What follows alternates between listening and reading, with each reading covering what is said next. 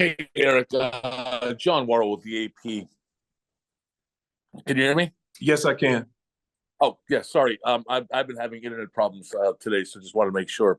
Um, I guess, how do you go into this bye week, um, knowing where your defense is at, and how to get it better, given the pieces that you're still missing?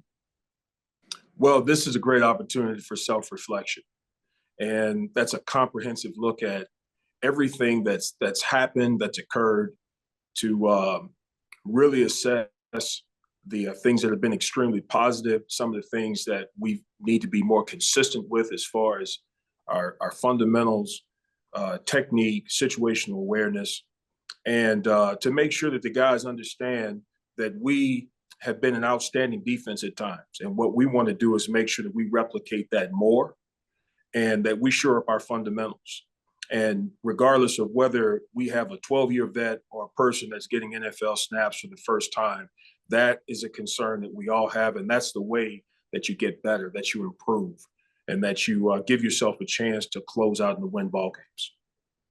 And that was going to be my follow up. Just I'm as well as the defense has been playing for the most part, the sometimes inconsistency to be unable to close out a ball game, as we saw, last Sunday and a few other times. What is your concern, and what is your assessment of what's going on there? Well, I'm going to focus on the game in totality. That to me, there are circumstances that should not come down to the last play.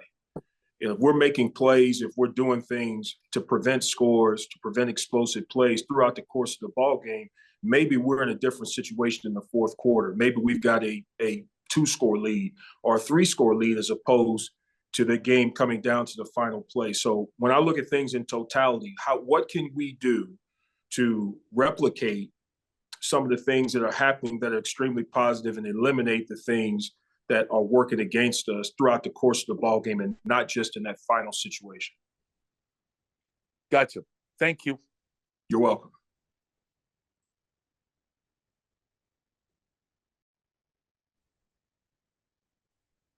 Okay, Eric. Yep, Mark Gahn from the Buffalo News. Thanks for joining us here on this off week.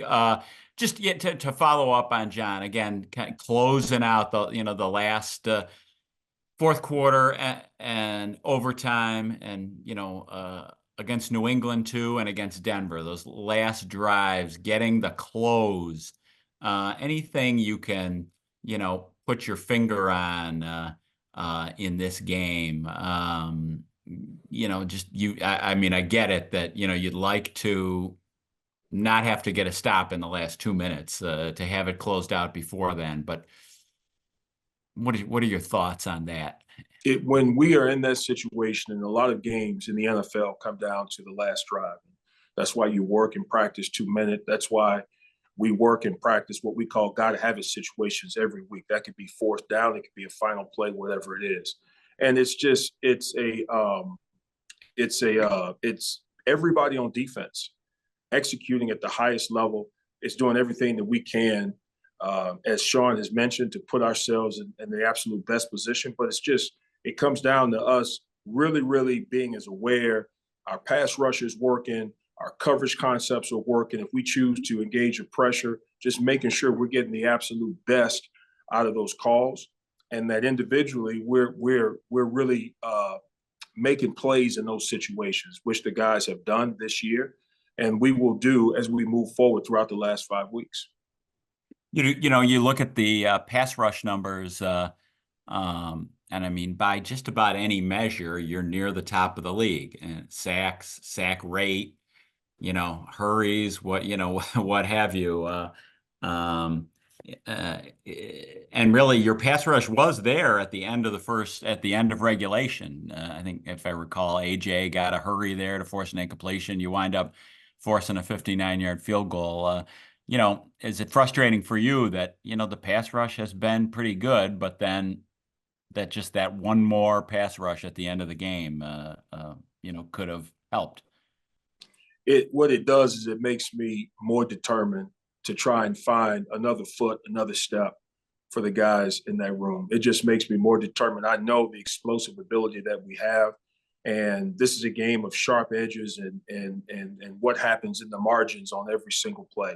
What can we do to turn that play, that the position that AJ was in during the fourth quarter, into a sack fumble, very similar to what he did when we were in London against Jacksonville at the end of the first half. He took the ball away from the quarterback, and we were able to walk into the locker room having taken away points off the scoreboard. I mean, so how can we find that foot?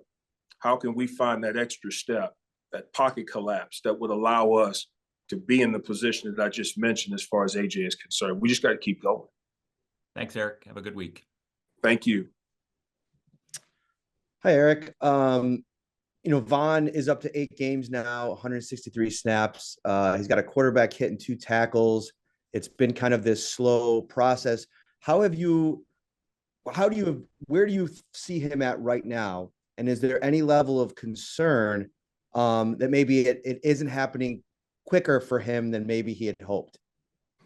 I see a determined veteran who's working every day under circumstances that none of us can identify with, in terms of coming off of that type of an injury, pushing himself probably earlier than most would prescribe as far as going back out into live NFL play. I see a veteran that has shown a lot of toughness, mental toughness, a lot of heart, and a lot of leadership, and really a lot of sacrifice. Vaughn didn't wait until he was, in an optimal position as far as what he's used to doing. He said, I'm going to go out there and give you what I have. And I have all the respect in the world for that. He's continuing to battle, and he's continuing to do the things of work to get himself back into position for the benefit of our team. Are there little things maybe over the last couple of days that, maybe the casual viewer isn't seeing, but, you're dialing into the details with him where he's making progress? Without question. A couple of weeks ago, Vaughn had a really sharp inside spin move, the same move that he used a year ago against Kansas City to get the quarterback down. That move came back for him. It was quick. It was sharp. He's in the quarterback's face, and unfortunately, the quarterback was able to get rid of the football. And he complemented that with a strong stab, outside rush, was right in the quarterback's face, and again, the ball is out. So I'm seeing those things. Those things won't show up in the scores column. They won't show up on the highlight reels, but from a person that's evaluating every step that we take and with every individual, those things are extremely positive, and I'm encouraged by that. Also, the fact that there's a willingness to engage some of those pass rush moves and have to change directions that quickly, that sharply, and that decisively. Appreciate the insight. Thanks, Eric. You bet. Eric, this is with the Buffalo News. It's been a challenging season for Puna Ford in terms of playing. Hey Jay, we're having trouble hearing you, so we're gonna come back to you. Conversation's been like with him and else, now.